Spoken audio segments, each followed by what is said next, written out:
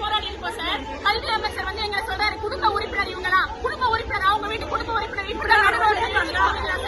நாங்கள படிச்ச ஆசிரியர்கள் தானே சார் இருக்காங்க சார் வந்திருக்கோம். நீங்க சொன்ன தேர்தல் வாக்குறுதியை நிறைவேற்ற சொல்லி தானே சார் இங்க வந்திருக்கோம். அதை செய்யுங்க சார். கல்வி அமைச்சர் சரியானவர் தான். அவர் நிறைவேற்றாததுக்கு காரணம் என்ன அப்படின்னு நடக்க சொல்லி அவருக்கு தெரியாதா? அப்ப நடக்க எல்லாம் செய்யறவங்க யாரு சார்? காவல்துறையில இருக்க அதிகாரிகளா இல்ல வேற அதிகாரிகளா? கல்வி அமைச்சர் தெரியுமா தெரியாதா? தயவு செய்து இந்த கோரிக்கை நிறைவேற்றுங்க சார்.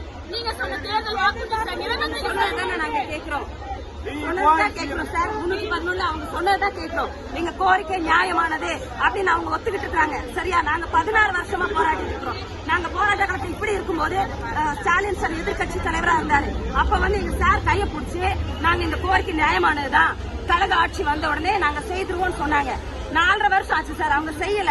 ஒவ்வொரு வாட்டி போராட்டத்தையும் செஞ்சிரும் சொன்னது நம்பி நாங்க போயிட்டு இருக்கிறோம். இப்பயாவது அவங்க எங்களுக்கு பதில் சொல்லணும்ல. கல்வி அமைச்சர் எங்க போனாரு? பதில் சொல்லாம என்ன பண்றாங்க? அவங்க வீட்டு பொம்பளையில இப்படி ரோட்ல இருப்பாங்களா? வெல்லம் தமிழ் பெண்கள் சொல்றாங்க. அப்ப நாங்க யாரு இந்த ஜனநாயக நாட்டுல? எங்களுக்கு போராட உரிமை இல்லையா? அவங்க எங்களுக்கு பதில் சொல்லணும். அப்பதான் எங்க போராட்டம் முடியும்.